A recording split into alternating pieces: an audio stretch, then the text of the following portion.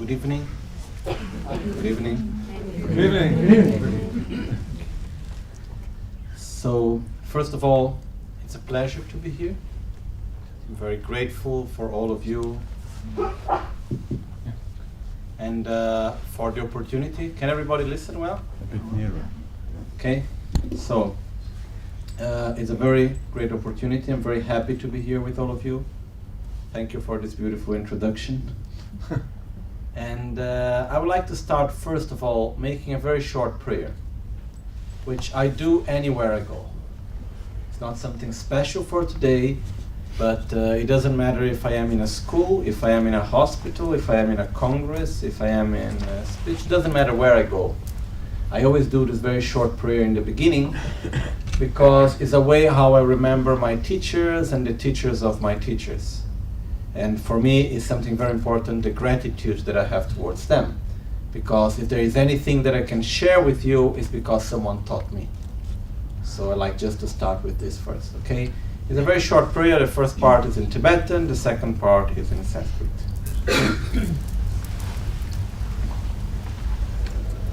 Ocho sampo pagyo drashi pati che tempe trinle yermo da pigye drulo sampe tseprache pande lame shabla sovade omo a guru vajra dara sumati muni shasane kar uta vardani shri bhadra varsa manya sarva siddhi hum. Pakyuke kudan dagi lu, pakyuke sundan dagi nga, pakyuke turdan dagi yi, ten yerme chiktu jingi lu. Makyuke kudan dagi lu, makyuke sundan dagi nga, makyuke turdan dagi yi, ten yerme chiktu jingi lu. Om Muni Muni Maha Muni Shakya Muni Soha.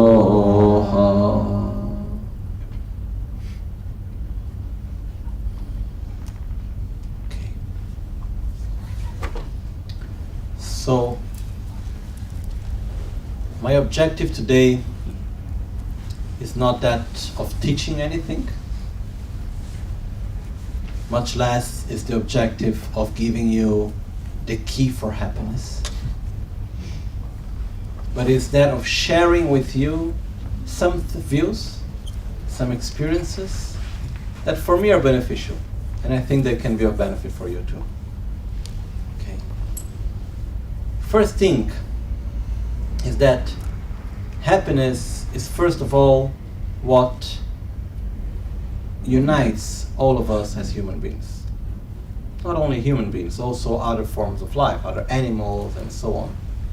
Because if there is something that makes all of us equal, independently of our culture, independently of our age, religion, social status, it doesn't matter where we live. Everybody wants to be happy and nobody wants to suffer. I think this is very clear, right? At the same time, we are constantly putting energy in order to be happy. And we are constantly applying energy in order not to suffer. This is what we do in our life. If we somehow make a sort of conclusion what we do in life, we avoid suffering and we try to be happy. That's what great part of our life is about. Okay. So, looking at that, seeing that actually, okay, there is one point which is what everybody wants, and that is happiness. So, why aren't all of us going in the same direction? Why we are not all doing the same thing? Because we all want the same, right? We all want to be happy. It comes out because of a very simple reason. Even though we all want to be happy and nobody wants to suffer, we have very different ideas of what happiness is, first of all. And by having a different idea of what is happiness, naturally it brings us to a different way of how to get there and what to do about it. Okay? So we can have people doing completely opposite things, each one of them thinking it is the best for their own happiness. That's what happened. Right? So we do everything we do thinking is the best for our own happiness, often guided by our own ignorance. Thinking is the best, which not always happens. So the first question, which I don't know how often we really make to ourselves, sincerely, not conceptually, deep into us. What is happiness for me? Where do I project my own happiness? Okay. On the other side, we need to go to other question which comes together inevitably, which is what is suffering, and which I think are the causes of my suffering. Because the wish to be happy and the wish not to suffer are like two sides of the same coin. Basically, it's the same thing. The wish to be happy and the wish not to suffer. Okay? So, in order for us to achieve happiness, we also need to deal with the causes of suffering. Otherwise, what will happen is that if we only think about the part of happiness, and we do not stop creating the causes of suffering, it's like taking away the symptom, but not eliminating the causes. So we need to work on both sides. We need to stop creating the causes to suffer.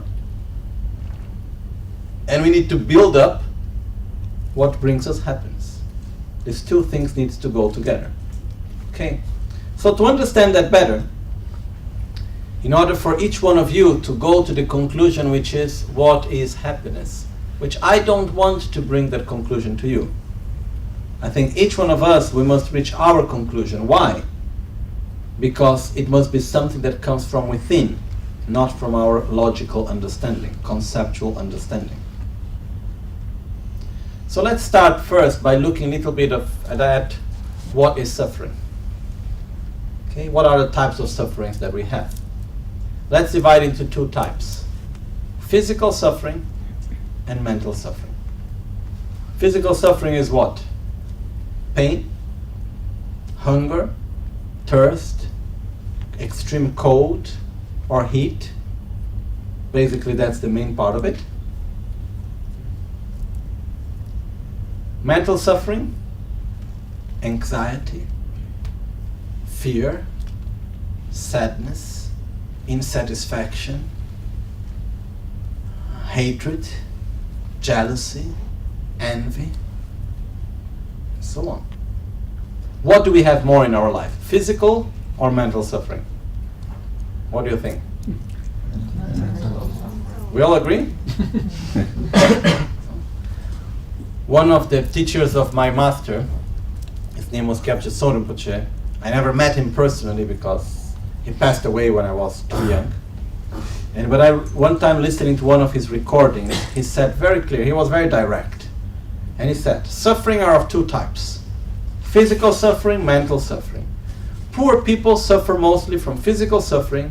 Rich people suffer mostly from mental suffering. By the end of the day, they're suffering the same way. Because when there is a strong physical suffering, most of the times, do we give so much space for mental suffering? Not really. When we have a very concrete problem to deal with, do we make too many stories in our head? No. Okay. So one time I remember I was in the center in Italy that we have, and I was talking. I teach Buddhism and I guide retreats and so on, but I also need to take care of the part of administration and other things in the center also. So one time I was talking there and there were some problems going on. There are always problems going on, but anyhow. At that specific moment there were some people and they were complaining because this was like this and that was like that and because this happened and how come this is... Things were going on, and then I looked at it and I said, that's so good. People looked a bit strange to me, saying, how can this be good? I said, the fact that you guys are complaining about this means that you really have no problem. Because when we complain about little stupid things, it means we don't have a real problem to complain about. Okay.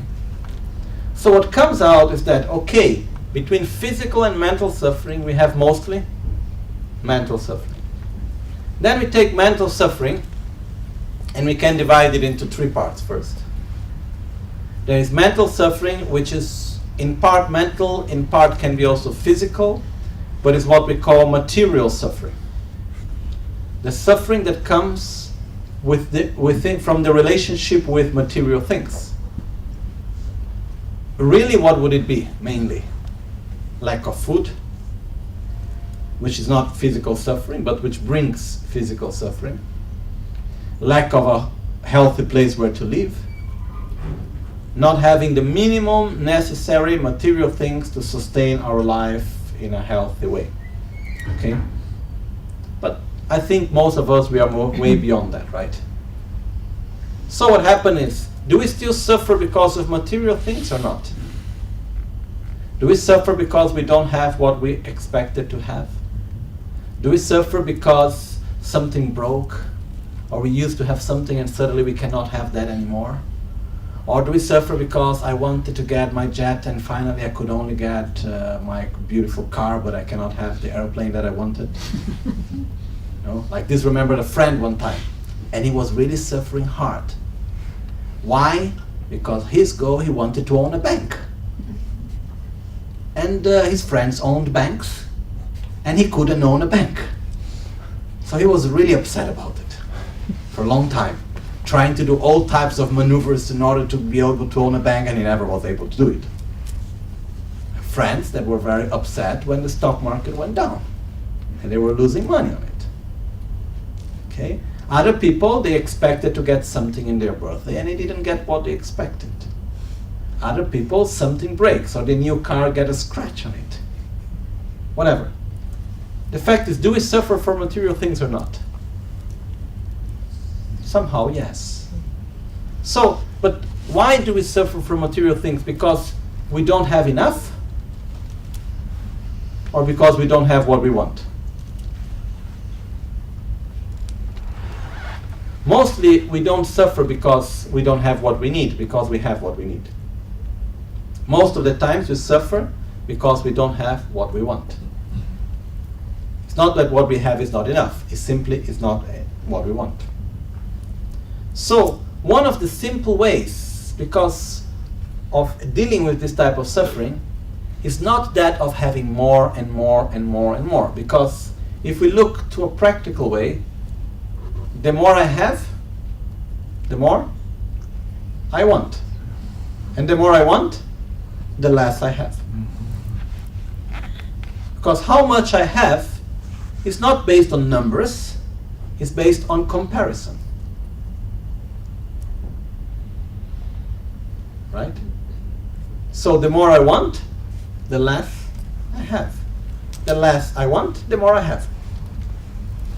Also here, if we bring and we would make a real definition of being rich and being poor. My personal point of view is that rich are those that are satisfied. Poor are those that are unsatisfied.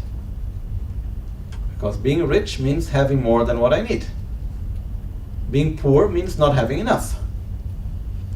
So what means what is enough and not enough? How much I am satisfied with what I have or not. But the fact is that having more things materially will not solve the suffering that comes related with material things. So bringing to a very practical level, because I don't want to go into details on this right now, going directly to the point, one of the ways to deal with it is making a clear distinction in our life between what I need and what I want. What I need, let's go for it. If it's simply a want, then I can have it without much trouble. I'm not creating problem to anyone, not generating suffering to myself and others. Okay, why not? Otherwise, it's simply a want. It's like, this is something I learned in the monastery, not verbally, but when I would go to my teacher with whom I lived, and I would go to him, and I used to call him Genla, and I said, "Oh, Genla, I want that." He would look to me and he said, "Oh, you want that?" I said, "Yes, and so what?" And then after some time I learned that what I needed to say was I would go to him and I said, "Oh, Genla, I need that." And he said, "Okay, then let's do it." But sometimes he understood that maybe he would check if my needs were real needs or were what. Like one time, I started rebuilding, little bit fixing the house in which I was living. Because really when I arrived, it was quite difficult, some things. Like the way how the bathroom was and the kitchen and other things. I don't need to go into detail right now. But it was quite difficult. One detail, whenever you have shower, the water where the drainage of the water was going was a very little pipe, so the bathroom would get completely filled up with the dirty water of the shower. And the water would go slowly down in the middle of the courtyard where the monks would eat lunch. So I would never have shower in the hours that anybody would be using that courtyard, which only be late in the night. So one of the things which I did, let's fix this. But as things happen, as I am doing one thing here, why I don't do the other one there? And as I'm doing that, why I don't do that other thing here? So let's fix better the toilet, let's make the kitchen a little bit better. Here in the living room we have this problem, this, that, and like this we started. No? For example, there was a table in the living room. And it was a table for a total of 8 people sitting. But you could not sit more than 4. Why? Because the table was a bit old and was not possible to fix anymore, so if it was not on 2 walls, it would not stand. So one day I went to my teacher while I was in the middle of all this construction thing between. I said, okay, I'm going to buy a new table. He looked at me and said, why? I said, the table is broken. He said, really? We are not using it every day? I said, yes. He said, how many times a year come more than 4 people to eat here? I told him, maybe 3, 4 times. He said, yes. And what do we do normally? We go to your room, you have a big room, and we sit on the beds around Tibetan style, and we there. Is it comfortable? I said, yes. Are we happy normally when we do it? Yes. So why to buy a new table? It's working fine. Okay, if we really need it, wonderful.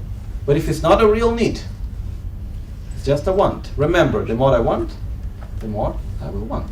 So one day he came to me in the middle of all of this and he just told me, look,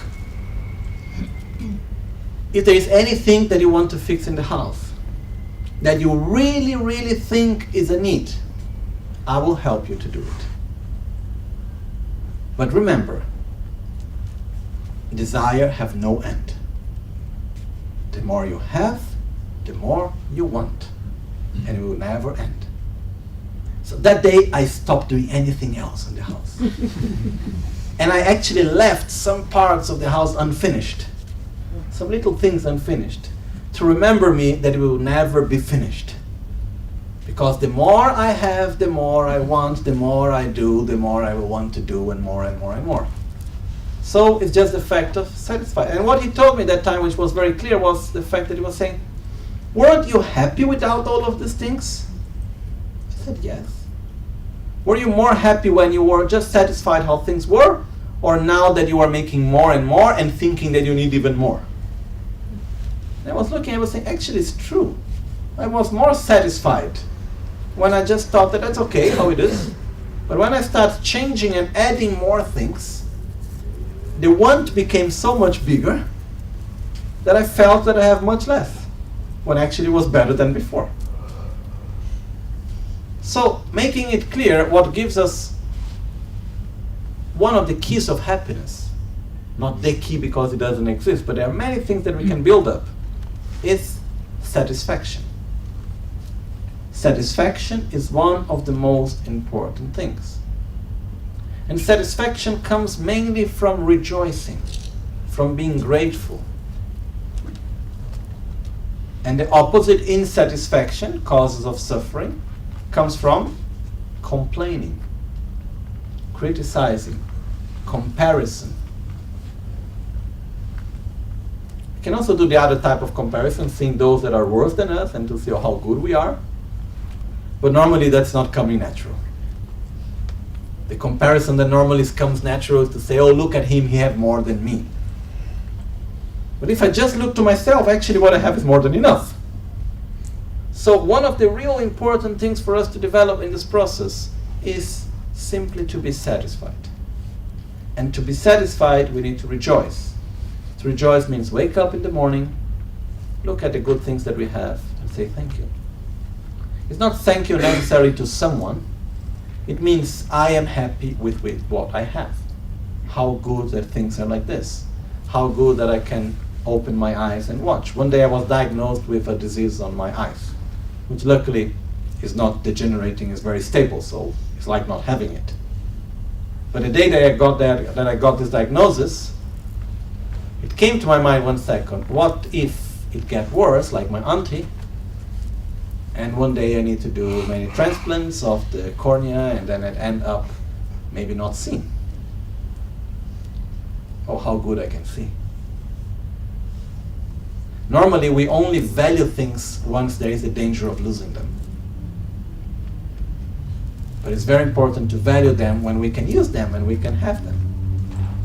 So one of the things is to be grateful, to be thankful,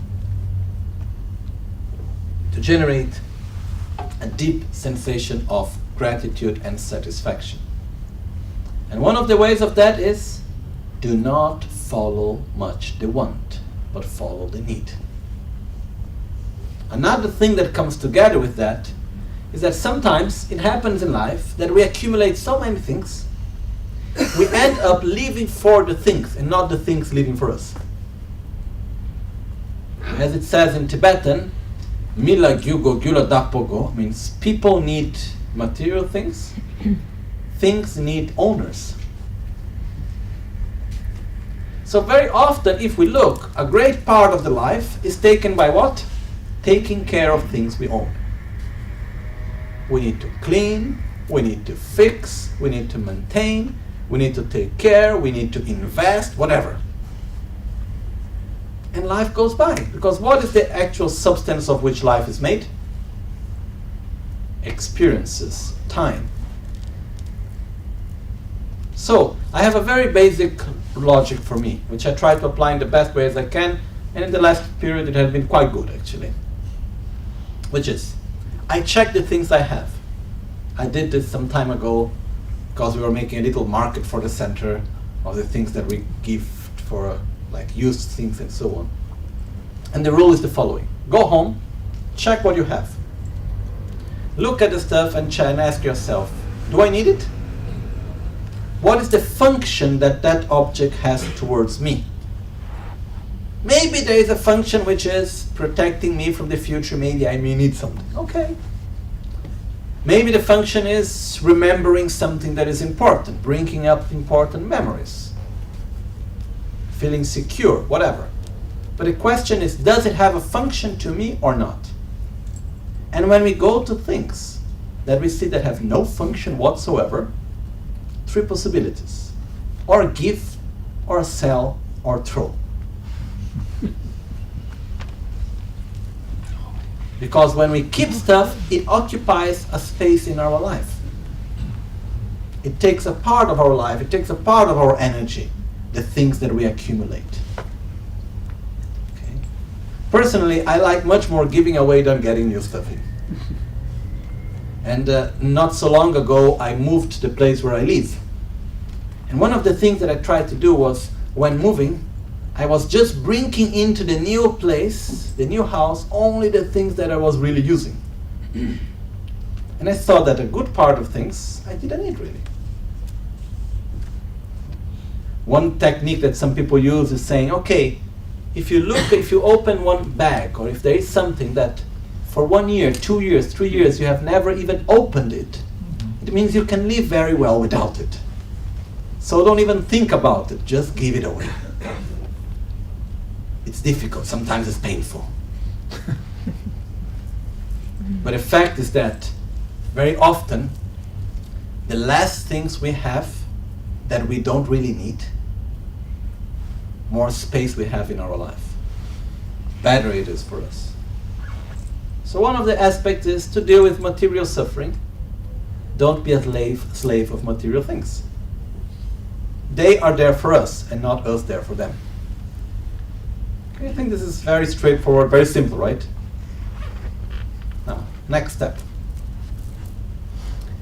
The next type of mental suffering which we may have is what is called social suffering. Social suffering is the suffering which comes from the human relationships. So we have problems and difficulties and conflicts with our parents, with the children, with the husband, with the wife, with the friends, with the colleagues, whatever. Okay? If we ask ourselves what suffering is stronger in our life, physical, material, or social? Most of the times it's social.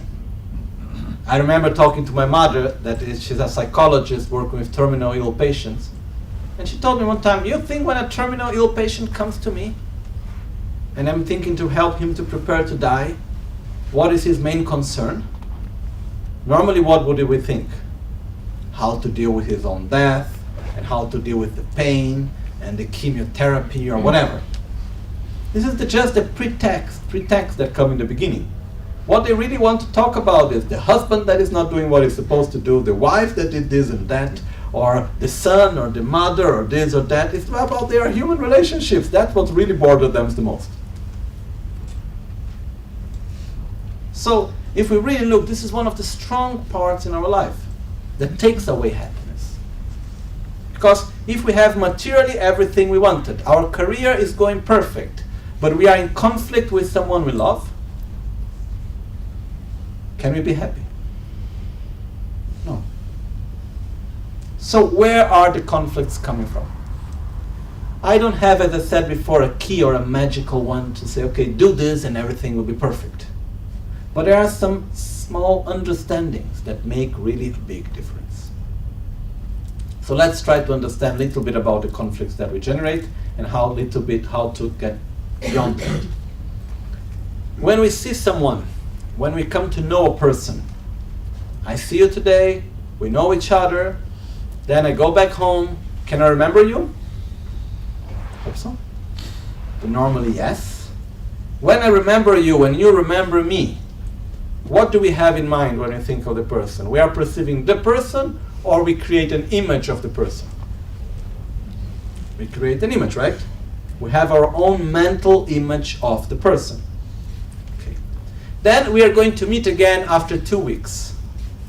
There we are about to meet. Who do I think I'm going to meet? The mental image that I have. The image of the person that I have. So most of the times we relate to people actually through the image that we have of them. And what happens when I meet the person and the person does not fit in the image I have for the person? Who's to blame? The person. I made a very beautiful image for you, and you are not fitting into it. You are not what you are supposed to be. You are not supposed to be like this. Looks like almost if we bought a product and we are complaining that the product is not what it was supposed to be when we bought it. We go and say, sorry, I expected something different. Then we'll say, sorry, I am what I am. I am the simple result of the education I received, the experiences I had, the thoughts that came to my mind, the actions which I did, the world through which I interacted. I am the result of everything, and I am what I am. If you like it, good. If you don't like it, I'm sorry. But I am what I am, right? Each one of us. We are what we are. But the point is the following. If we take any one of us and we put it in the middle, here, then we call around all the people that are related to us. Our friends, we call together our family members, the people that we work with, and then each one will write down a description of us. Okay? Who we are, like a picture, like to paint a picture, make a description of us. And then we make a description of ourselves also. Is there going to be two descriptions that will match? No. So who is right and who is wrong? Everyone is right. And everyone is wrong to think that the others are wrong. And to think that that is the person. We can only relate with the image we have of the person and nothing more, truly speaking. The problem is that we make a conflict in which we think that the image is the person. And when the actual person does not fit in the image, we blame the person. Because if we really look, there are more conflicts because how the people are, or because they are not in the way how they are supposed to be.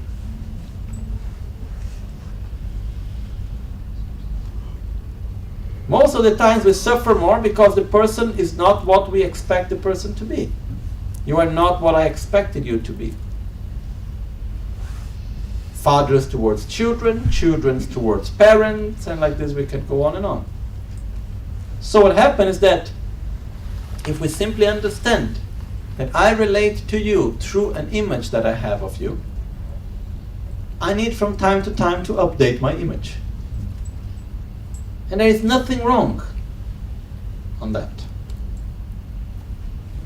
Sometimes people come and they say, they're upset and they say, nobody understands me.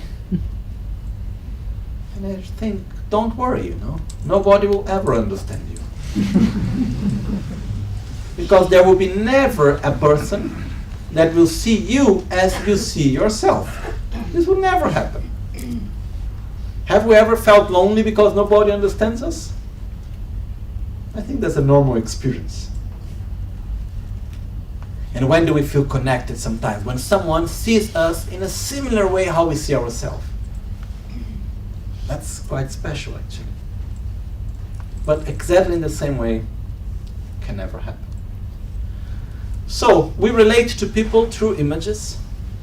So what do we need to do about it? Be aware of it and be coherent with it. And not expect people simply to be what we want them to be. People change, yes, but our images don't change so easily. Sometimes they go, oh, you are different. Sure. How come? I am a human being. We are constantly changing. If I need to tell you everything that happened since we met last time, this is the reason why I changed. But we are constantly moving. So, if we simply stop creating conflict because we want people to be in a certain way, and sometimes we are even so arrogant that we pretend the person to be what we want the person to be, and not what he is. And this creates really a lot of conflict and a lot of suffering in many levels. Okay? This brings another part also, which I just like to add. When I went first time I went to India when I was 12, my grandmother, my Jewish grandmother, she was a bit worried. So when I came back to Brazil, I was 13, just for a month of holiday. She took me to talk to the rabbi. So very nice rabbi called Newton Bonder. He was quite young and really I admire him quite a lot. And she took me there because she was worried what happened to my grandson. He decided by 12 years old to go to live in India. Something is wrong here.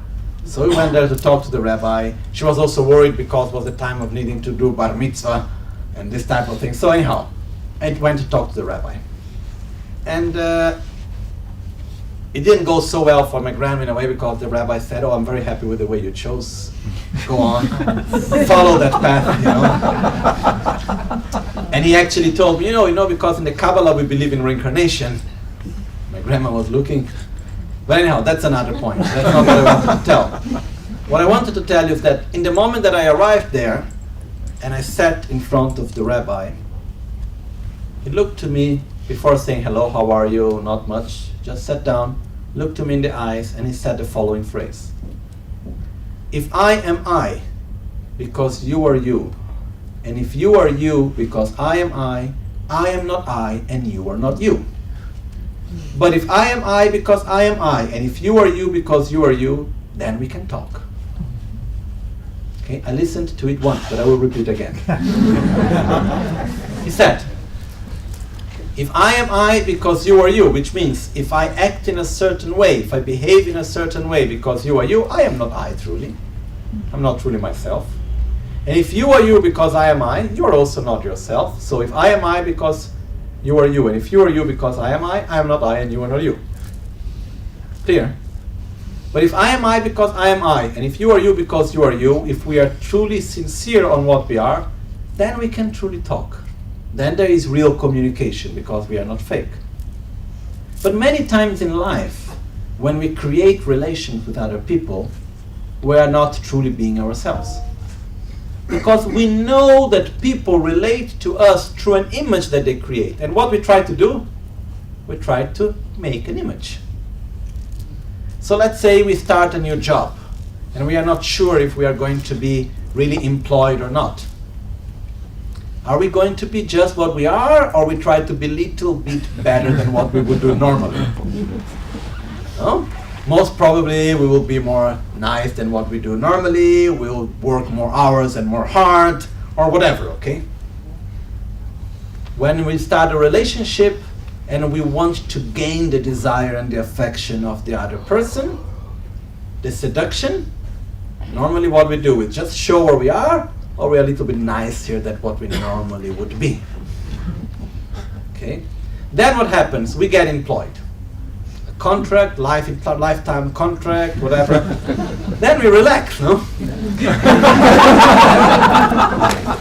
But then comes the fact that I need to explain to my employer that I am not who he has employed. And once I get a ring in my finger, I need to explain to my partner that I'm not really who she or he thought. Because I built up an image which was not truly sincere. And it's very painful and tiring to try to keep an image of something that we are not. And it's quite difficult to explain later why and how. One time I was talking about this to a group of businessmen in Brazil, and one of them just told me, but this is simple, it's because before you were in campaign. When you are making a campaign, like political campaign, then you are not who you are. Once you won, then you can be yourself. No? But the point is that in any relationship, middle, long-term relationship, possibly in short-term also, but at least in middle, long-term relationships, we must be who we are. And build up these relationships on who we are, and not on trying to give an image to the other which is different of the image that we have to ourselves. Otherwise, at a certain point, it will be difficult to sustain it, it will be painful, and it will generate more conflicts. Okay? Together with that, we can make it a little bit more complicated, because not only there is the image of how we want others to see us, there is sometimes the image that we build up of ourselves towards ourselves, of what we think that we are supposed to be, instead of simply accepting what we are. And this is also creating a lot of difficulties very often. So one of the things that is important in all of this, when we talk about the social suffering, is just relax and embrace ourselves and say, I am what I am. Oh, I could have been different. I don't think so. Going through everything that I went, having the conditions that I had, and how everything went, I did the best that I could do. And if I would go back again, being what I was, because some people say, oh, but if I knew, I would have done different. Me too. Sure, if I knew, I would do differently. No, not stupid. But I didn't know, so I couldn't do. Right? So we are what we are, and we do the best within what we are, but we just need to relax within that. And we can have an image of what we would like to become, and then we put effort in order to go into that direction. This, yes. But first of all, we need just to relax, to say who we are, and be ourselves. And in relation to other people, remember that we relate to others through an image that we have of them, much more than to the actual person. Okay, I think this is quite clear, right? So we move to the next step. Mental suffering. Mental suffering, we have jealousy, envy, fear, aggression, anxiety, sadness, and many others. Emotions, inner states of our mind, which actually generates this state of insatisfaction and uncomfortable state with ourselves. Okay? So, one very important point when we ask ourselves what is actually happiness, it is happiness the result of external conditions, or is happiness a result of internal conditions, or is happiness the union of both?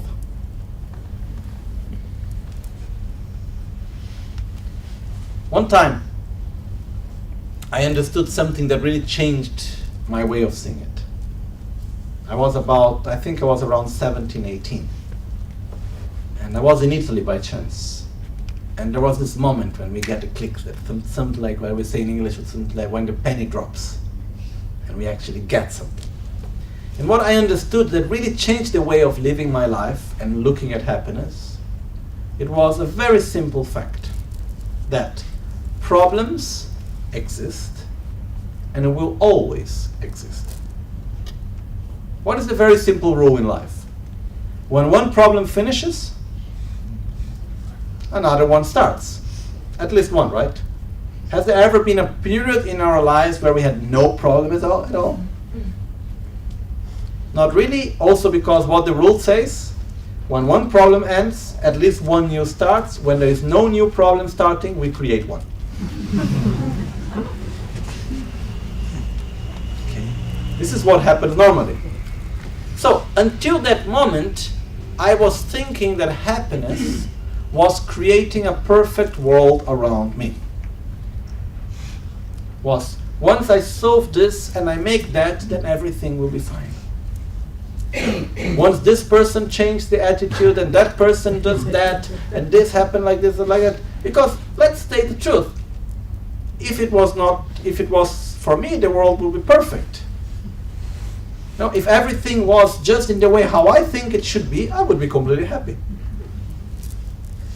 So why am I not happy? Because things are not the way how they are supposed to be. Why am I not happy? Because I don't have this yet, because that person is behaving in this way, because that person is saying that other thing, because my body is not in the way how I thought it should be, because of this, because of that. But what I saw is that every time that I was able to solve one problem that looked like it was the most important thing, something new appeared. And the worst is when nothing new appears and still that hole inside remains of insatisfaction. And then we don't know where to project it even. That's even worse sometimes. So I got to a conclusion, which is I cannot pass my life solving problems. That cannot be the goal of my life. Also because when we really look at it, it's quite hilarious somehow that we think that the only reason why we are not happy is because the world is not in the way how it's supposed to be. Like as if we had nothing to do with it, no? It's like when we go into traffic, like this, I don't know, here doesn't happen so often. Does it happen often to be in very heavy traffic? Here, Groningen, no. Not really, yeah. Okay, maybe Amsterdam more. Yeah. Where I come from in Brazil, in São Paulo, it happens every day. Okay, very heavy traffic. And it's very common that when the person gets into the traffic, complains about the traffic. Oh, what a bad traffic. As if I had nothing to do with it. I am one of the cars driving.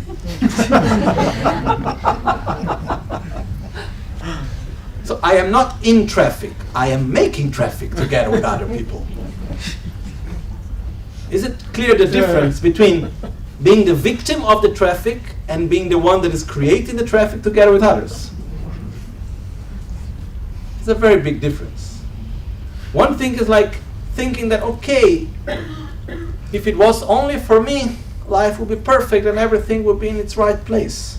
As if we never do anything wrong, as if we don't have any our own conflicts. But if we truly look sincerely, our lives, for most of us, I cannot talk for everybody because I don't know enough, but what I assume, that for most of us, our life is actually already quite perfect. We already have more than enough of what we need.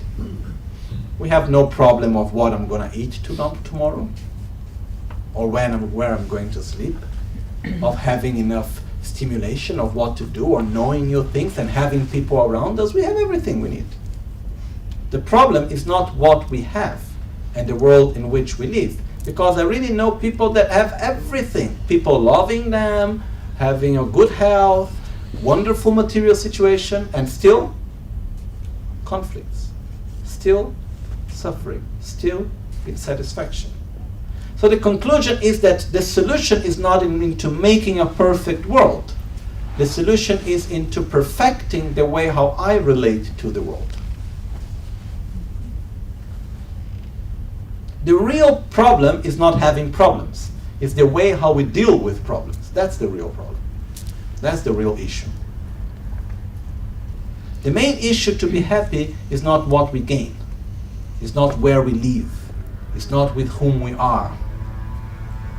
The main issue is how do I relate to life? It's how do I relate to situations? Because let's put things clear also. Is life easy or is life difficult? Okay? I will share one thought that has come to my mind into these past days, which I was sharing these days with people. So, is childhood easy or difficult? I made this question 2 days ago in a school, and there were teenage kids, and all of them looked at me and said, difficult. Okay? Very nice kids, huh? Because is it easy when we are a small kid and we're still trying to understand how the world is, and we have problems because people are telling us what we need to do and we don't understand why we need to do that, and here and there. It's difficult. And learning how to relate to people and friendship and this and that, and having the first no's and seeing our body change. Is it easy or difficult? It's difficult, right? It has its all beautiful parts. I think life is very beautiful, but it's difficult. So childhood is difficult. Okay. What about being a teenager? Teenager? When I asked this to these boys the other day, they were all teenagers. They said, very difficult. Okay. And what about entering into adulthood and deciding what job to do, and looking for a job, and building up relationships, and building up a family or not building up a family, and creating relationship and maintaining relationships and breaking up relationships and finding a job, going away from the job and keeping one's own livelihood and doing all of this. Is it easy or difficult? It's difficult. Okay. And what about retirement? Especially in a society that, I'm sorry to say, does not value so much old age and the wisdom of those that are older. Is it easy or difficult? Hopefully easy. But I see many people that live it with difficulty. I know many people that suddenly the connections that they've made for years are not there anymore. Many things. Getting old. It's not necessarily easy. Old age. And dying. Is it easy or difficult? I don't remember, but I don't think it's something that is so easy. And by chance, being born, is it easy or difficult? I think it's quite difficult, actually. Some weeks ago, I had a friend that had a child, a little boy, and then look at the pictures just after he was born, And then you imagine the whole process, and we say, okay, it's difficult for the mother, but I think it's 10 times worse for the kid, huh? You are so comfortable inside there, and then suddenly to go through something so small, and then go into this hole. It's quite a shock, I think, being born. Anyhow, this is another subject. The point is that the conclusion is life is not easy. And one time I was a little bit talking to a friend, and I said, there are some things which are a bit difficult here and there, talking about something in my life. And then he said something to me that really touched me. He said, but our objectives in life is not to have an easy life, it's to have a meaningful life. So my point is that what brings us happiness is not having an easy life. It's not what I have, but it's the way how I relate to situations in life. That's the most important thing. Because for all of us, and I have never ever met anyone that didn't have difficult situations in his life. From my masters, to my family, to my friends and everyone I know. They all went through really difficult situations. My mom just had a cancer a short time ago. What makes the difference? The way how we deal with it. That's what truly makes the difference. So happiness is not into creating a perfect life. Happiness is into relating to life in a positive way. And there are some small things that can help us a lot in this process, which I like to share with you. Okay? The first thing is acceptance. And I'd like to explain better what I mean by that. We must accept everything that happens to us. One time I was talking about this for a very long time, many years ago. And the subject was accept your own pancake. Because we were in a restaurant, a hotel, we were in Indonesia, in Borobudur. And what happened is that you would go to the bar, in the restaurant there, and ask for a pancake. Sometimes it would come the most wonderful pancake. But sometimes, most probably, the cook was not there, so they get whoever is passing and they put there to make the pancake when you order. And sometimes the pancake would just come quite terrible, and people would get so upset. Because the guy that just asked the pancake 5 minutes before got a really nice one, and then you got there and you asked your pancake and came the most worst pancake, and then you complain and this poor Indonesian guy looked to you not understanding why you were so upset. And then you say the pancake is not fine. I said, okay. He go back, make again. But it's the same guy that made the one before. And it comes normally worse than the one that you had before. And people will just get so upset. And I just add something in between.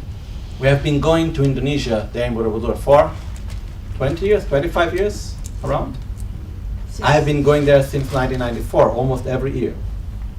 And in all these years, I see us going with this big group of Western people coming from rich countries. And I see so much complaint and suffering because of stupid things, like the pancake. And I never ever saw one of these persons complaining about anything in all these years. I never saw a person working there upset with us or anything like that. So it's a big lesson there. But anyhow, that's another thing. Which is basically, when you have real problems, you do not complain about small things. But the point was, accept your own pancake, which is, I get to the restaurant, arrives my pancake. If it's the one as I expected, wonderful, enjoy it. If it's a pancake different than the one you expected, you have a few choices. Or you throw it away and go away upset. Or not upset, but you don't eat it, basically.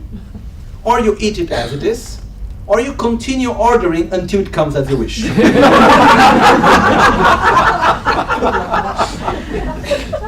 There is not much else to do, you know. But people will start getting upset, and they will get upset with the other one that got the right pancake. So the point was, accept your own pancake. And you can choose what you want to do with that. But stop crying about it. Or continue to order. Or eat it. Or don't eat it. That's all. And when I was talking about that, one man from Italy, he came and he said something to me. He said, oh, but if I need to accept everything that happens to me, does that mean that I am in the middle of the road, that a car is coming to hit me, and I accept that a car is coming to hit me, and I just stay there waiting for it? I said, exactly the opposite. If I am in the middle of the road, crossing the road, and suddenly I see a car that is coming in my direction and is going to hit me, what it means not to accept it. Why is the car coming to hit me?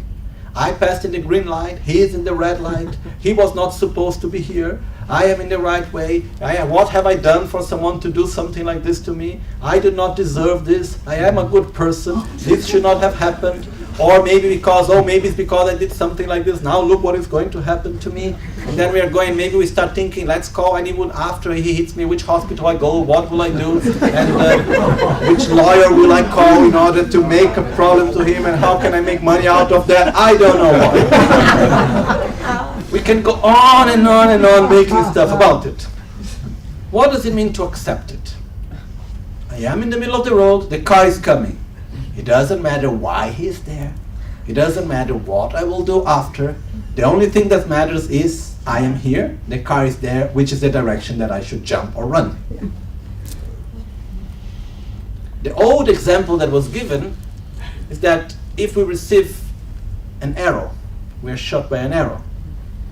Okay? If we get shot by an arrow, what means not acceptance? Why did the arrow shoot me? I don't have anything to do with that. I need to find out who did it, why, what I will do to this person. I want to analyze what material is the arrow done from, and try to understand who did it, and so on, and start thinking about the future and so on. What means to accept it? I get an arrow. Let's go to the doctor. Finish. Let's take the arrow out. The rest doesn't matter really at that moment. So making it short, acceptance means to put our energy in the solution instead of putting our energy into the problem, getting stuck with it.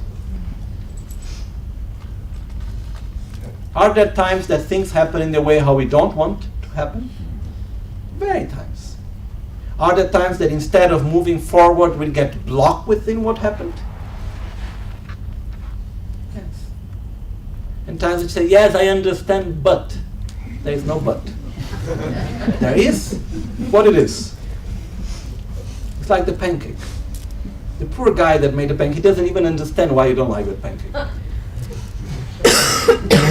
So there is no but, maybe. Or you continue ordering, or you eat, or you don't eat. Finish. But don't need to keep this bitter taste in the mouth. I believe something that is, when there is something that we really don't like, a difficult moment which happens in life, it's like when you put something in your mouth that has a bad taste. Or you swallow, or you spit.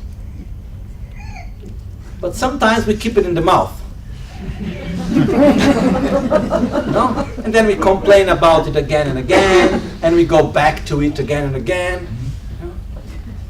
I had some experiences when I was going to dinner with someone that invites me from a different culture, and they bring something that is really awful.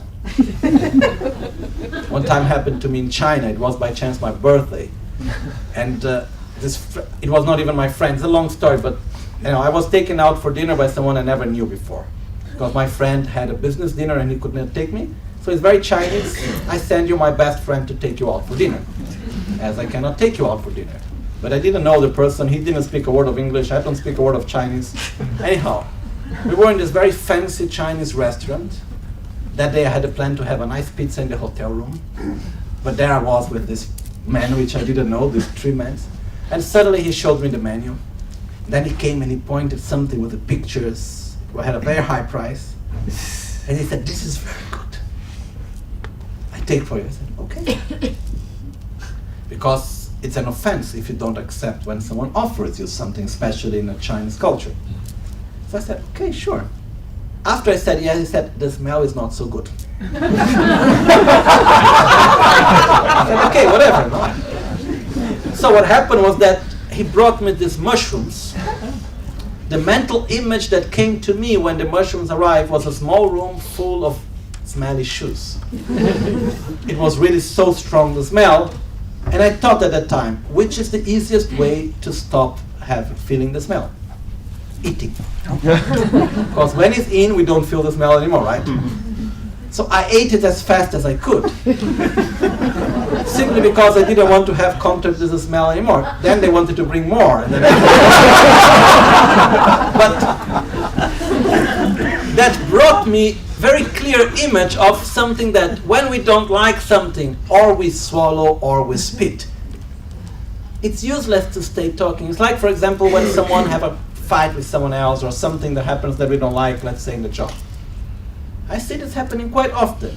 There is a situation I don't like. Not only I have a problem with that person, I take that person out for dinner, I bring that person home, I take that person to bed, and even for vacation. How? I get home, and what do I talk about with my family? You know what that person did to me today? This and this and that and that. I go to speak what I'm thinking about. or why that person did this to me and that and so on and so on. I go to vacation and I take him with me also. So acceptance means this is how things are. And they are like that simply because causes and conditions were there for them to be like this. If we explain from a monotheistic view, like a Christian view, I'm not the best person to talk about that, but the answer would be, why are things like that? Because God wishes so. This is a phrase that at least I heard many times. In Buddhism, if we would ask, why is it like that? Because causes and conditions were created in a way that it became like that. And who am I to say how things should be and shouldn't be? No one. I don't have the abilities to understand it. Life is so complex. The interdependence in which we live is so complex that we can only see a very small part of it. And we expect things to be just based on that very small part that we can see and act. So why are things in the way they are?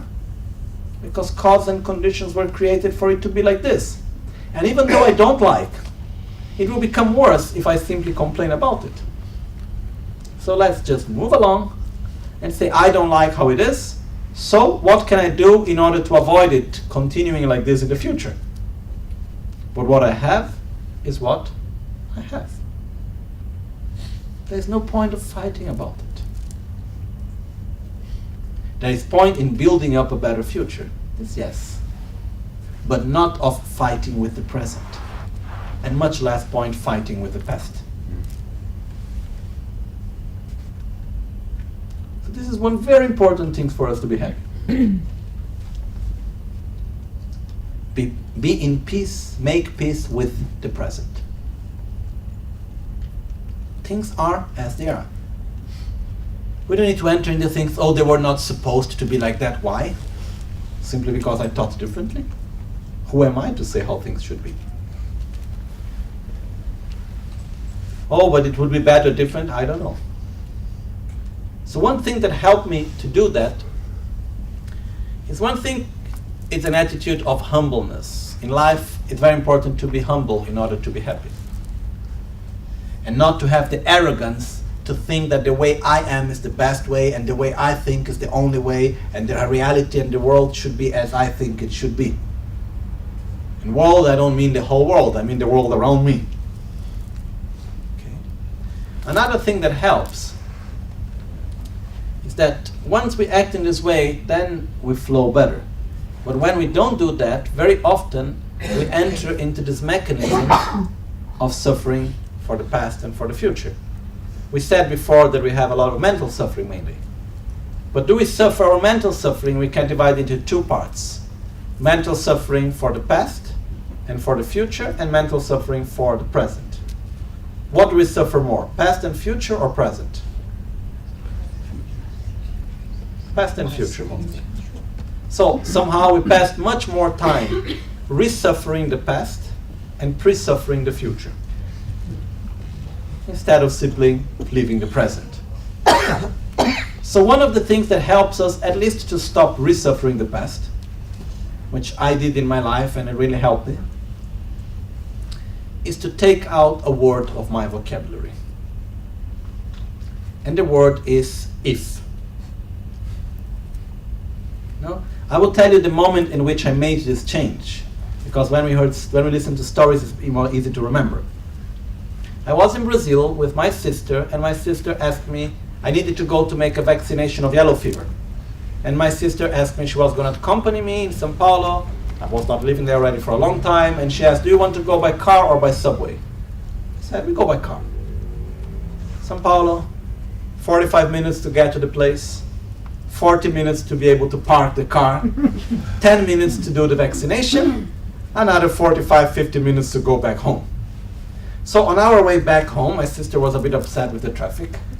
And she told me, you see, if we would have gone by subway, now we would be home and we could be watching a movie instead of being here in the middle of the traffic. And at that time it came clear to me and I said, it's true. But what if we would have gone by subway and you would have fallen down and broken your arm. Now, we would be in the hospital. What if we would have gone by subway and someone would have stolen my bag? Now we would have been in the police station. The rule is very simple. After if, anything can come. Anything. All possibilities are there.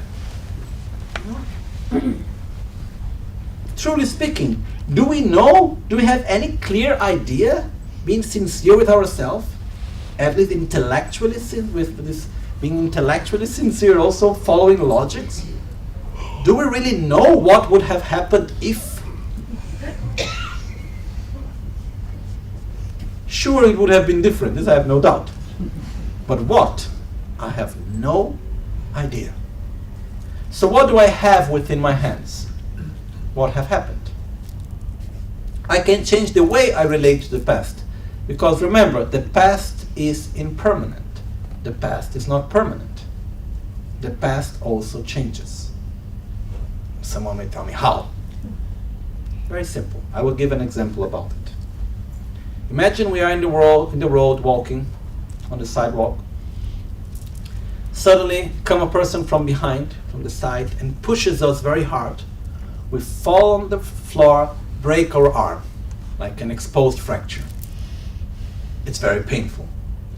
Comes the ambulance, takes us to the hospital, and there we are with a very painful arm. What reaction we have towards the person that pushed us?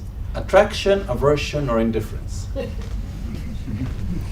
Most probably aversion. And there we may be thinking, what I do again, what did I do to this person? Why he did this to me? How can I do something bad? If I catch him, he will see what I will do to him, or I will call my lawyer and I will make him pay for this, or whatever. Okay? Then when we are there with anger accumulated, then we have two sufferings, a physical suffering and a mental suffering of injustice, of anger, and so on. Then as we are in this situation, comes the police.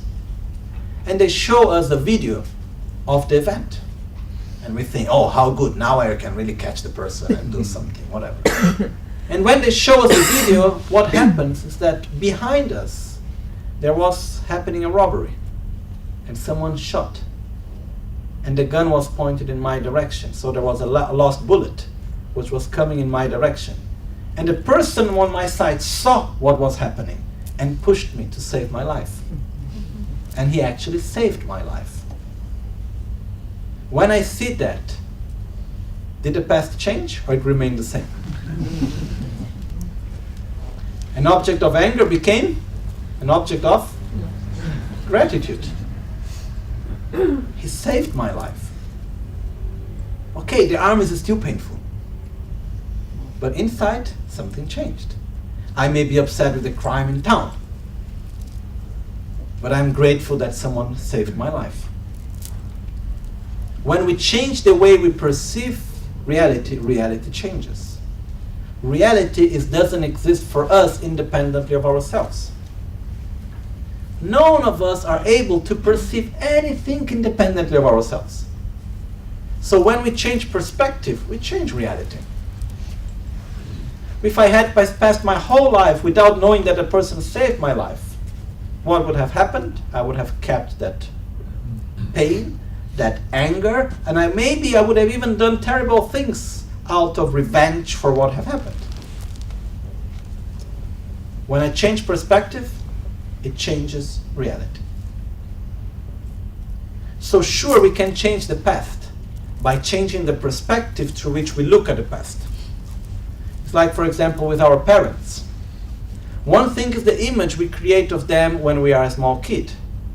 Another thing is when we become an adult and we have similar experiences and we look back to what have happened in the past when we were a kid. Do we have the same perspective or a different one? Different. And can our feelings change? Yes, and the past also changes. Okay? So the past is impermanent. This is something that when I understood it for the first time, I thought, wow, that's incredible, that's amazing. Because this means that I can change the way what happened by changing the perspective through which I relate to it. And the way, also because it's like watching a movie. Take the same movie and watch it 5 times during your life. And give 5 years between every time you watch the same movie. Each movie that you see, is it the same experience or is it a different experience? Different experience. But in between this time, has the director come and changed the scenes of the movie and changed the dialogue? No. What happened? We changed as an observer. And as we change, the experience changes. Because we relate to reality through ourselves. And our mind, our perspective is one of the most powerful tools and one of the most powerful aspects of reality. It's like wearing glasses. What if I wear pink glasses? Everything will look pink. And what if I put dark glasses? Everything will look dark. And yellow glasses, everything will look yellow. None of us are without glasses of our own reality. So when we see people, when we see situations, when we relate to things, we see the others through ourselves. And as we change, our experience changes. So when we look back into our past, having changed ourselves, we change perspective naturally because we are different. And by that we can change the past. Okay, that's a very powerful tool also. But try to take away from your vocabulary the word if. Why to take away a word?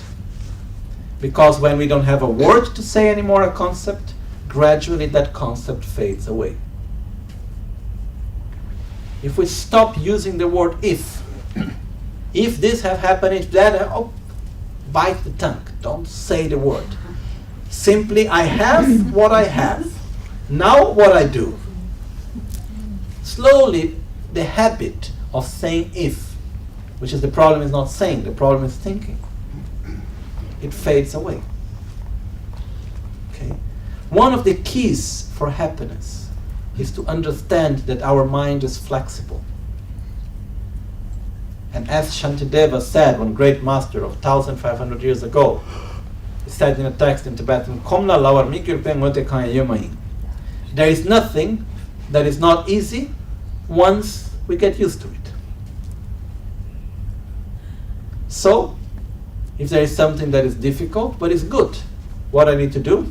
Repeat it again and again until I get used to it. And we can shape our mind by directing it. So if I stop saying if, gradually that way of thinking will fade away. If I stop complaining about reality, because let's say the truth, to complain is a habit. Who taught me this also was my grandfather. Not long ago. One day, I was talking to him last year. And I asked him in the beginning of last year, and I asked, "Oh, Grandpa, how are you?" He's now 93. And he said, "Oh, everything very well." And I like, "What?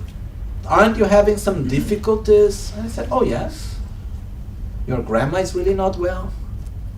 Because we just had robbers in our house 1 month ago with a gun pointed to our heads. This made your grandmother to be in a very traumatic situation. And she was really bad. And then then the doctor gave her a medicine to deal with her trauma because she had a lot of fear and anxiety, was not able to relax in her own home. And then out of that medicine, she started to be like always sleepy, and she started even not to be straight anymore physically. Then one day my grandfather, he's also very old. So one day the medicine finished. My grandma, she's 90, and she simply didn't remember about the medicine. He's the one giving her the medicine. And he forgot to buy a new medicine for her because it finished. And suddenly she starts to get better. And what we found out, it was the wrong medicine that was given. But anyhow, my grandpa was in the middle of the whole situation of checking the situation of security of the house, dealing with my grandmother that we could not more understand even where she was. At that day I asked my grandma said, "Where are we? Are we in São Paulo, in Italy? Where are we?" And I asked her, "Oh, we are in São Paulo, near to your house." Then she always has a good humor, and she said to me, Anyhow, whatever you answer me doesn't make much difference because I really don't understand. You can tell me anything in a nice way. So I just want to say that my grandfather was in a difficult moment. It was not an easy moment. Really hard things were happening and really difficult things just happened. And then when I asked him, but isn't it a difficult moment? He said, yes, but complaining is just a habit. He was truly putting energy in solving everything, as he always did. But when you ask him, how are you? He said, I'm good. And he was sincere. Because he rejoices of the good things. So out of that experience, I created two equations. The first equation is, the more I complain, the more I criticize, the more I complain, the more unsatisfied I become. The more unsatisfied I am, the more I suffer. The more I say thank you, the more I am grateful, the more satisfied I become. The more satisfied I am, the more happy I am. So one of the keys of happiness is be grateful. Say thank you. Stop complaining. Because remember, to complain is a habit. There are some people that have this habit so strongly that they cannot relax until they don't complain about something. I remember some people, like some situations in which the person is so used to complain that even when everything is really good, needs to complain about something, otherwise looks like things are not in their right place. So how do we change habits? By acting in an opposite way.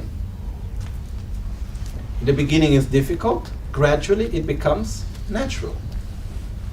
So the more we complain, the more we suffer. The more we are grateful, the more happy we become. Okay, so into this we saw for happiness to have acceptance, to put our energy into solutions and not into the problem. And sometimes there is no solution. And we need to accept that also. And when there is no solution, there is also no problem. There are only facts. This is what it is. Is death a problem?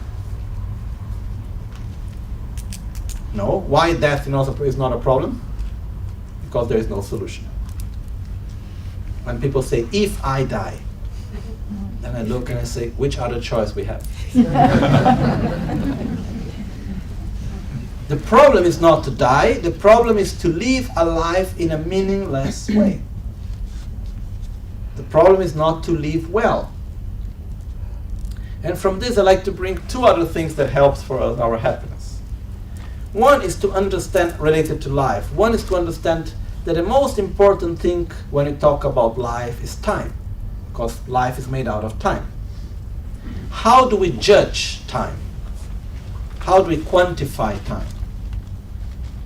Not by quantity, but by quality.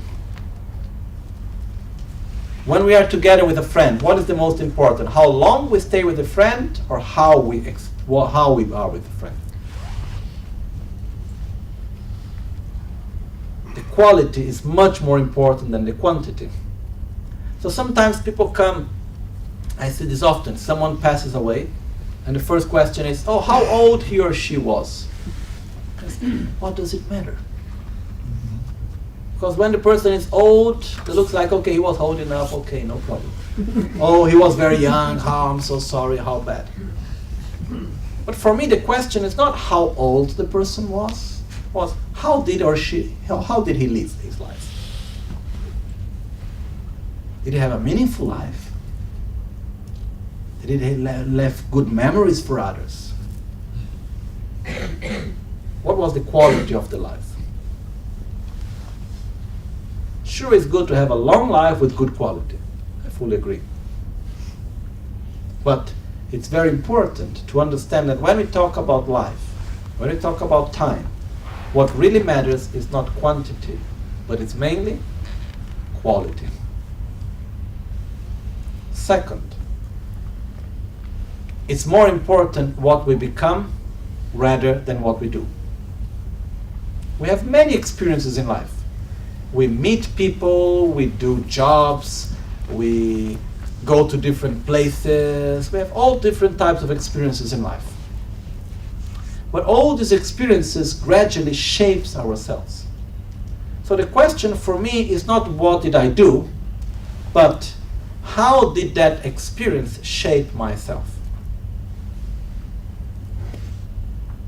It's not so important if that experience was successful from my professional point of view. Okay, good. But if after doing that experience that on the eyes of others it was very successful, how good I did it. If I am a person that I have much more anxiety, I have much less patience, I have accumulated anger, it was not a good experience. Because I am not a better person. I am not more happy after it.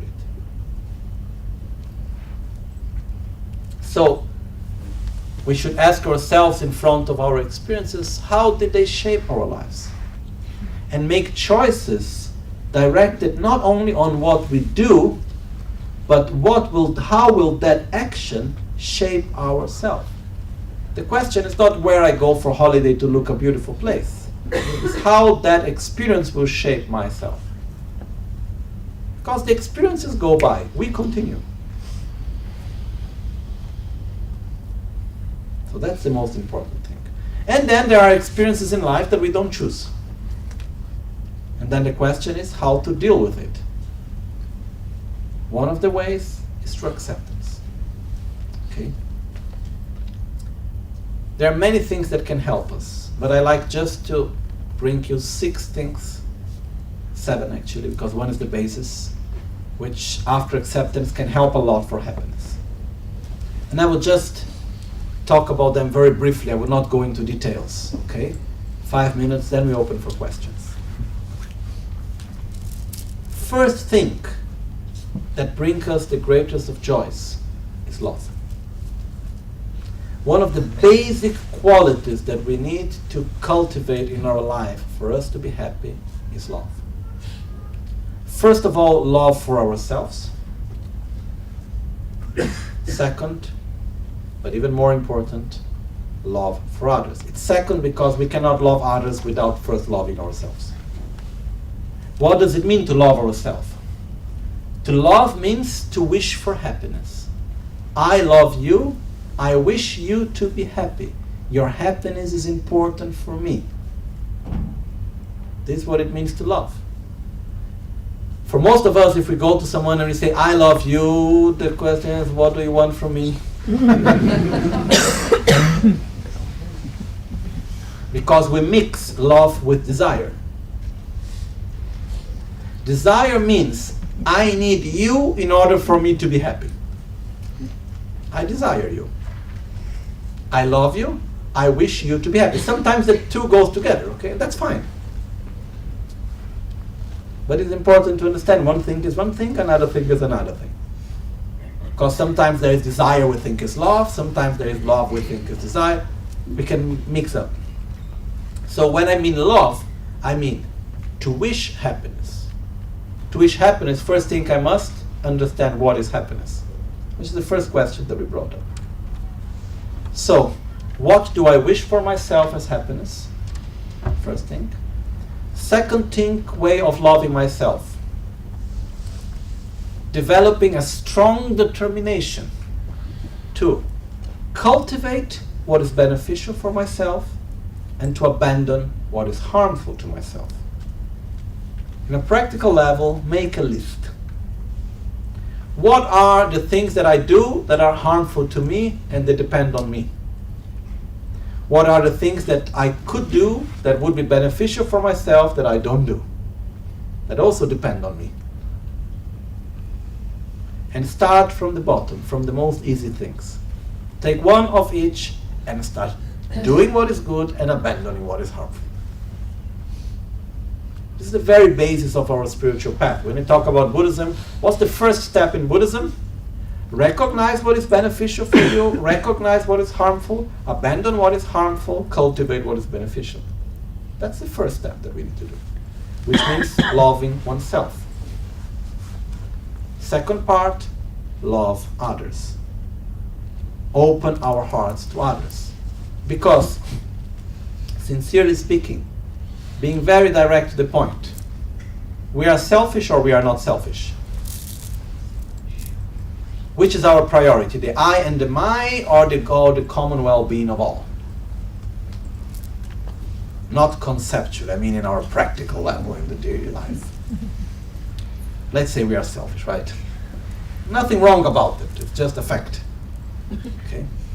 So if our happiness, of the myself and my friends, if my happiness is so important, as I believe it is, let at least be selfish in a good way.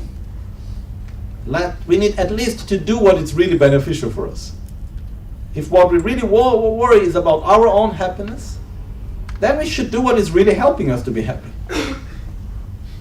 And being straight to the point, what I truly believe is that, selfishly speaking, the best for our own happiness is to be altruistic. The most happy people I ever met were people that were caring for others. When we really care for someone else, when we really open the heart for others, it gives a beautiful, warm feeling that brings satisfaction, it brings well-being. And if we look all the bad feelings that we have, normally they're always connected to the I and the my. Do we ever get angry, which is not connected to ourselves, to the I and the my? Do we ever get jealousy, where the I and the my is not connected to? So if we look, when we start really giving importance for the happiness of others, this brings us something that changes the way of living, and it brings a very warm feeling and a big feeling of being connected and satisfaction. So the more we give, the more we receive. Okay? We could go on for hours talking about this, but the essence is, selfishly speaking, it's better to be altruistic, but you need to try it. When we really give to someone without expecting anything back, and we are truly able to open our heart without expectation, it's not making business. Because many times we love like making business, which is, I give you this in order for you to give me that. And if I don't get that, I stop giving this. And even I may make you pay a fine because you didn't do it the right way. So I will punish you because you're not giving me what you were supposed to give once I gave you what I gave. When actually true, sincere love is, I wish you to be happy, and I will do what I can in order for you to be happy. Independently of who you are, where you go, with whom you go, what you do, what you don't do. I simply wish you to be happy, and I will do my best without expecting anything back. And when we are able to do that truly, it's such a beautiful experience. I have had few experiences of this, and I can tell that it's much, much better than any personal objective that we can reach for ourselves. Any personal goal that we can achieve, any personal pleasure. When we truly open our heart for others, it gives such a level of pleasure and satisfaction that is much greater than anything else. So one of the essential points to be happy is open your heart, value the happiness of others. And in order to do that, to follow this path, there are the 6 qualities that we all have.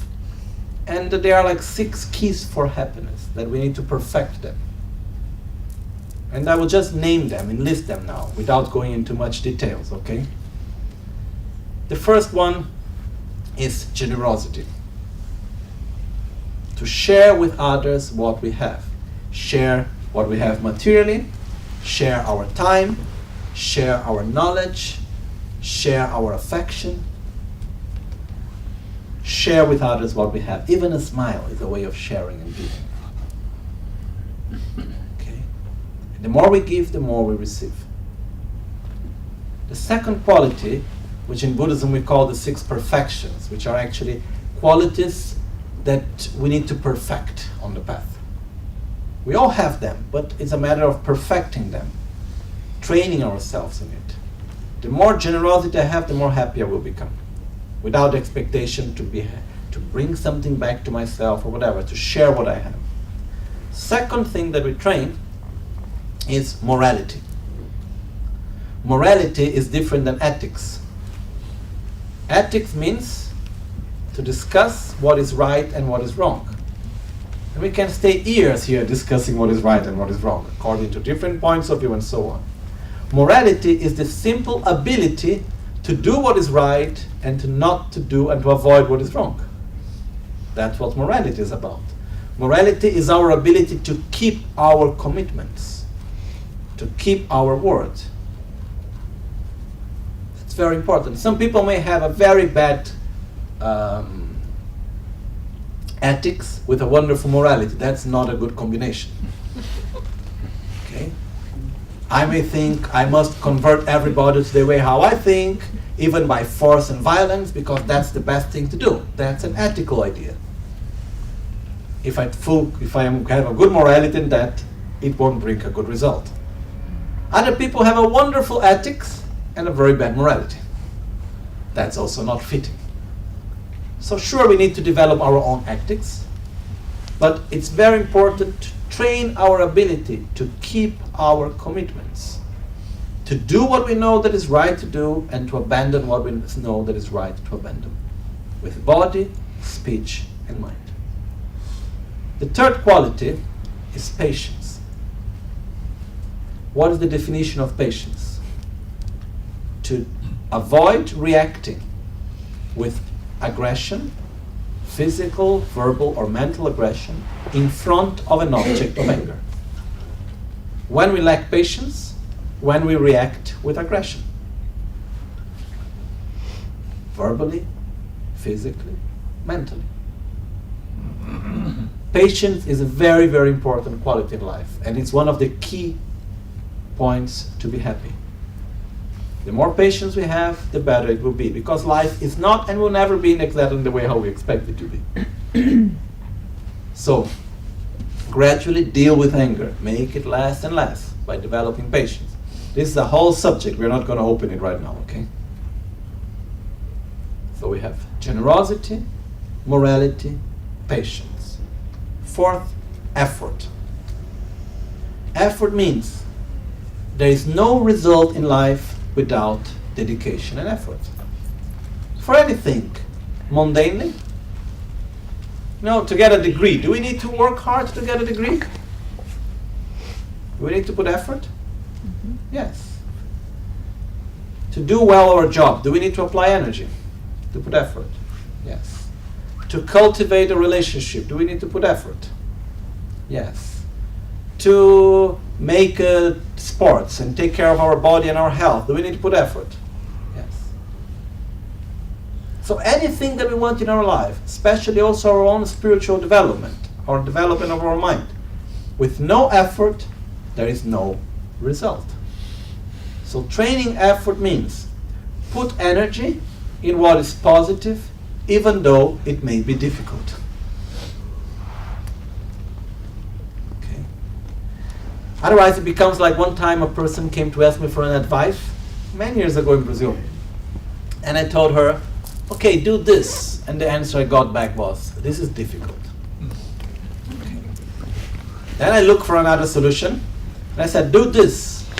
This I don't like. Okay. Then I found the third one. And the problem was not so serious actually. And I found a third solution that would help. And then she told me, this one I don't like and it's difficult. And I told her, then just keep the problem, Remain where you are. It's like the pancake. So, finally the problem is, the point which I got from that, I'm very grateful to that time that which this lady told me this. Because what came to me, the conclusion is, I don't like and it's difficult is not an excuse. It's not beneficial. Okay. I don't want. Okay. But I don't like. And it's difficult. We're not spoiled at that point not to do things even though they are important simply because we don't like them. I don't think we are that spoiled. At least let's pretend we are not, to ourselves. Because the point is, if we don't put energy in what is difficult, we will apply effort where? So what is effort? Applying energy in what is positive, even though it is difficult. And it's by applying effort that we make different changes in our life, and we grow and we develop and things change and happen. Fifth quality, concentration. How do we develop concentration?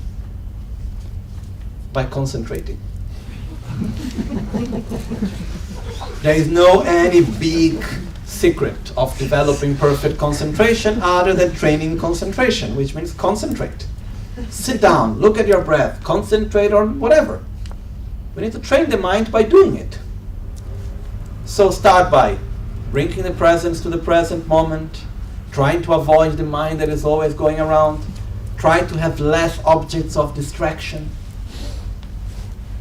But concentration, which means control over the direction that we give to our mind, it's a very powerful tool and very important in our path. The last but not least is wisdom. Wisdom means to relate to reality in a coherent way with what reality actually is. To make a very short example of what we already talked before, we live in a world that is permanent or impermanent. It's impermanent, right? Things are constantly changing. Do we have any doubt of that? No.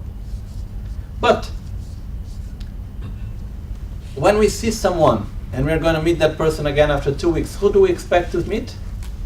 The same person or someone slightly changed? The same person. We go to one room, one place, and we go back to that place 1 year after. Which place do we expect to see? The same place or a slightly different place? The same place. So making it simple. Even though we live in an impermanent reality, how does it appear to us as being permanent? And what we do, we believe in it. And we relate to it as if it would be permanent. And we get upset when things change. So this is ignorance. Relating to something in a way that is not coherent with what it is. What is the wisdom? Relate to impermanent reality as being impermanent. Another point of wisdom.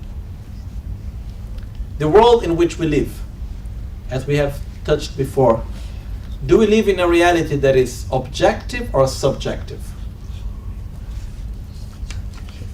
Each one of us, do we experience the things in the same way or in a different way?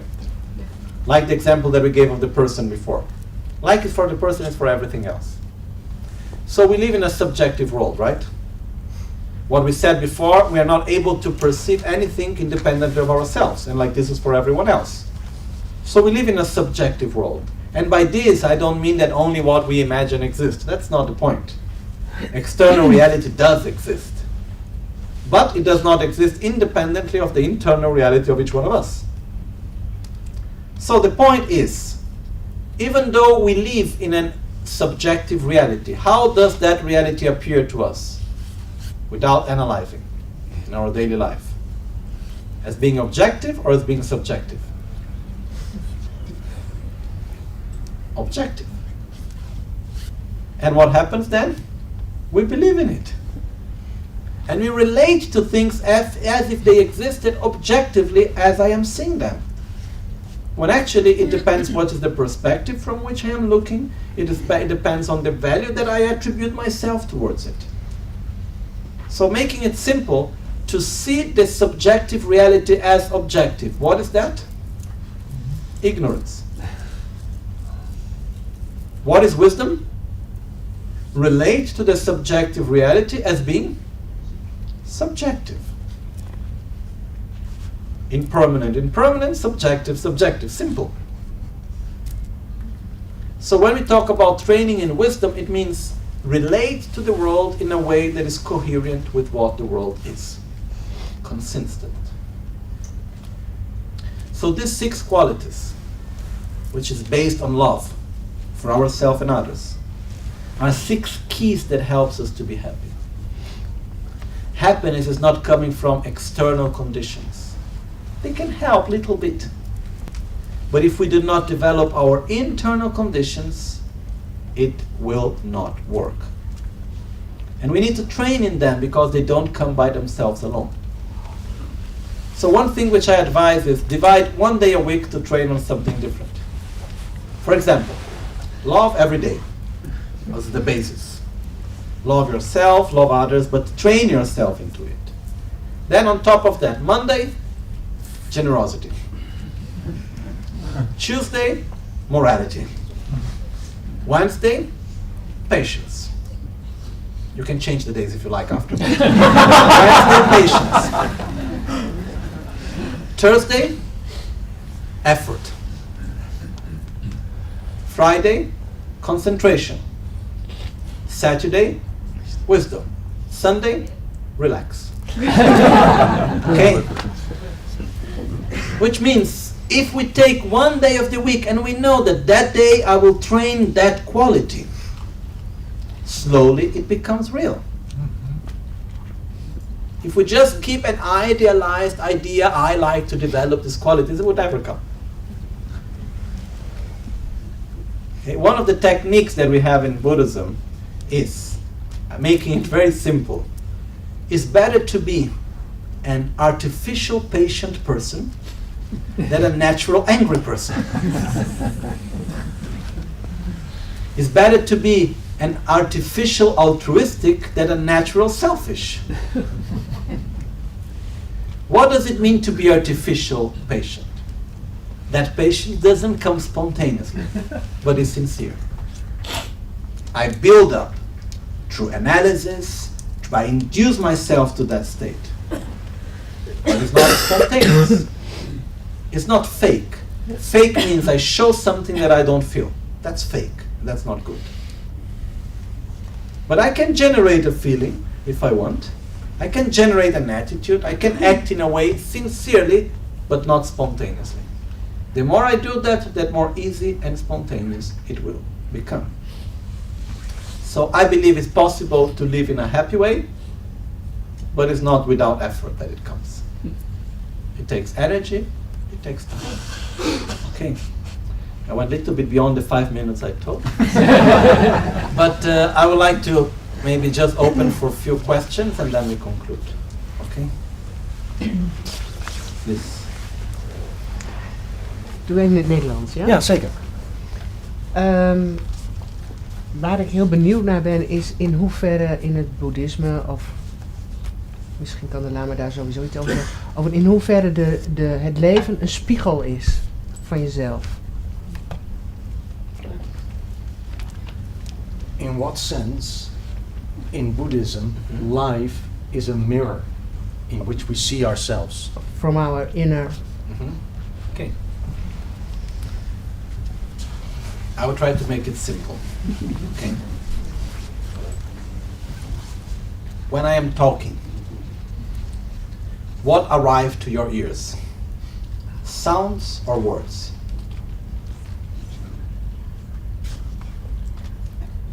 I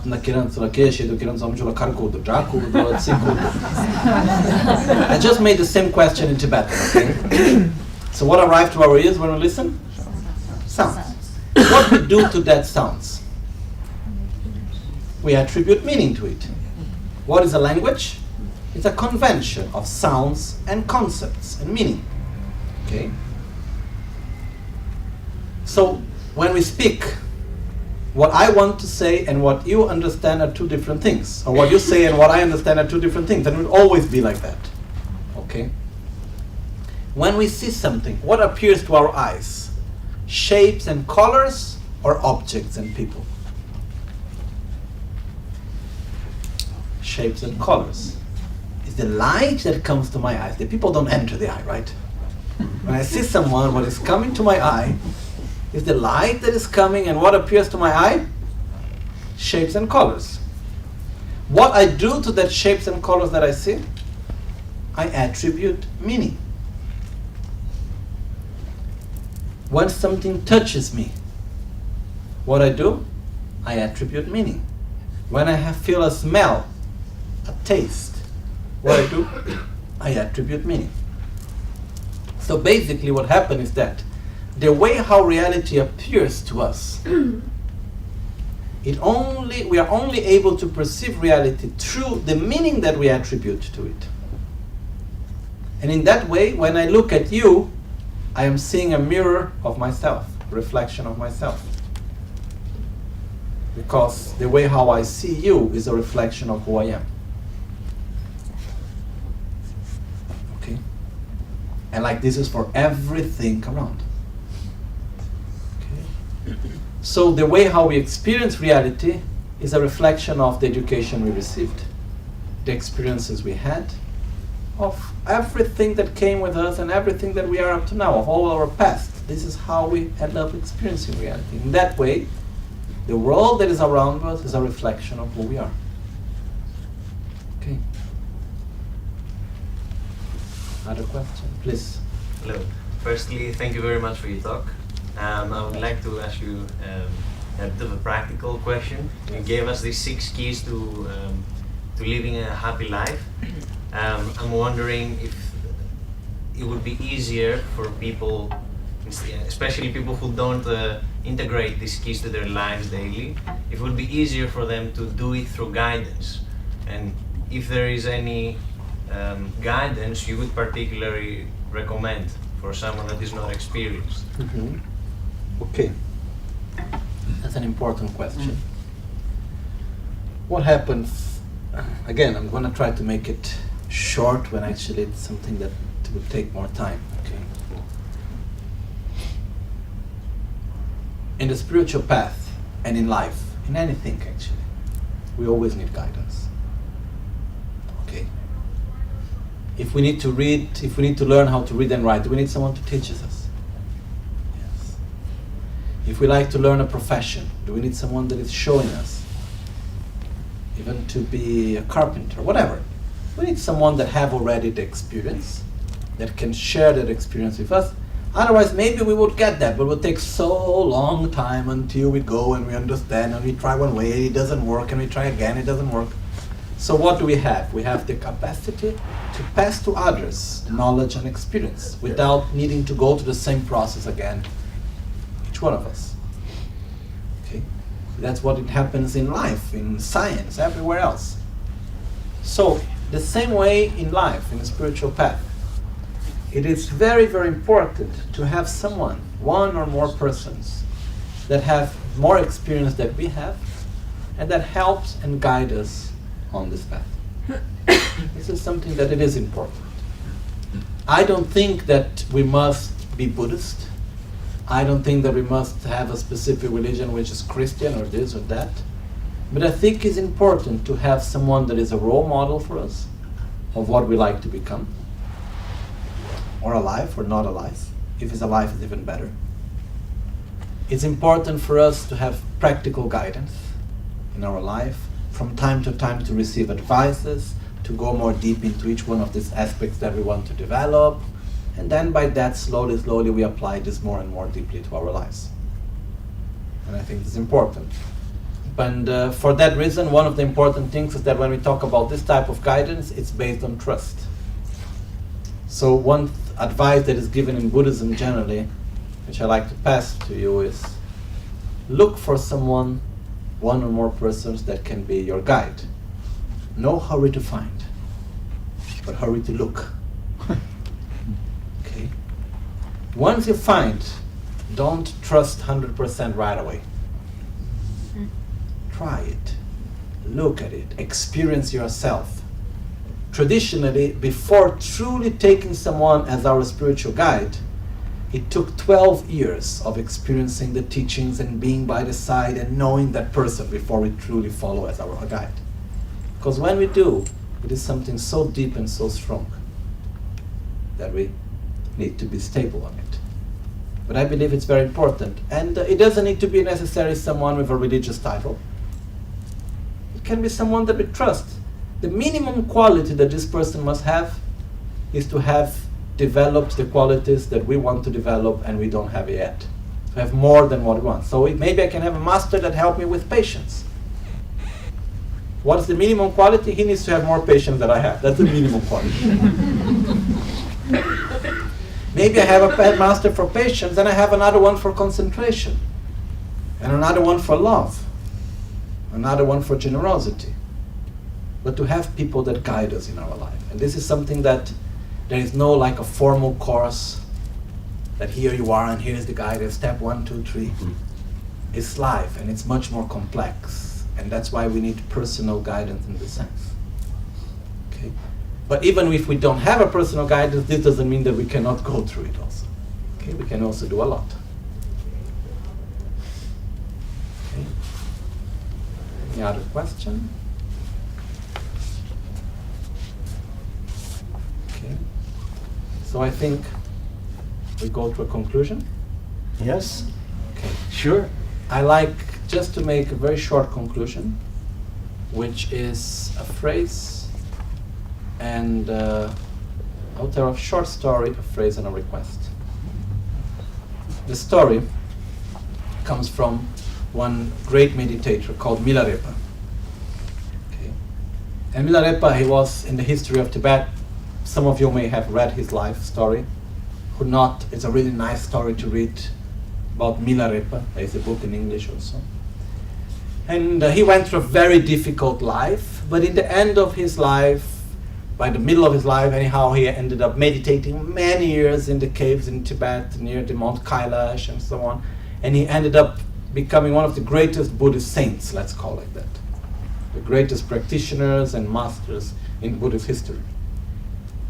By the end of his life, he was saying goodbye to one of his main disciples, and they had a very strong connection between them. And his disciple was called Rechungpa, and Rechungpa was going for a travel, and this trip was like 3 months walking, because we are talking about 1,000 years ago in Tibet, okay? So it was 3 months to go walking through the mountains, 1 year to stay, and another 3 months to come. Why 1 year to stay? Because you could only do the travel during summertime. So at least 1 year to stay. So 3 months to go, 1 year to stay, 3 months to come back, more or less. So it was at least a year and a half to go. So when they were saying goodbye to each other, they knew that most probably they would not see each other again in that life. So in the moment that they were saying goodbye, a very strong moment, they say goodbye, and Milarepa tells to his disciple, don't worry, I gave you everything you need to follow your path. Referring to the inner path, not to the external journey that he was going to do. And then he lives following the tradition, which is walking backwards without giving his back to his guru, his teacher, until he would not lose sight of his teacher. So he was walking backwards until he would lose sight. But then when it was like around, let's say 20 meters, Milarepa called him back and said, oh my son, come back here. I forgot to give you the most important of all teachings. And I think myself, that Trungpa must have said, luckily he remembered now. But anyhow, he came back. And when he arrived in front of Milarepa, Milarepa turned his back, raised his skirt and showed him his bump. Which is said to be very ugly. Because it had all marks. In the text says it was like the bump of a monkey. Basically because it had all the marks of sitting for so many hours, for so many years in the cold stones meditating. Because he didn't have money even for a cushion. He was very poor most of his life. So he didn't even have the resource of having a cushion, and his body became green after some time because he was only eating, how to say in English? Nettles. So what happened was that his body was slightly green, it says. And he was very, very poor, but he passed all these years meditating on the cold floor, on the cold stone. And this made marks on his body. So when he turned back again, and he looked in the eyes of his disciple and he said to him, remember, without effort, there is no result. No? We can have everything, but if we do not apply it, it will not happen. And in our life, nobody can do it for us. Nobody can make us patient. Nobody can make us to love. We are the only one that have the possibility to change ourselves and to be happy. Nobody can make us happy. Only we can do. So please, allow yourself to be happy. Because for most of us, our life is actually already perfect. It's just a matter of learning how to see it in that way and how to be that way. The phrase that I want to tell you is a phrase that always accompanies me. Because I need to remember me because somehow I am lazy.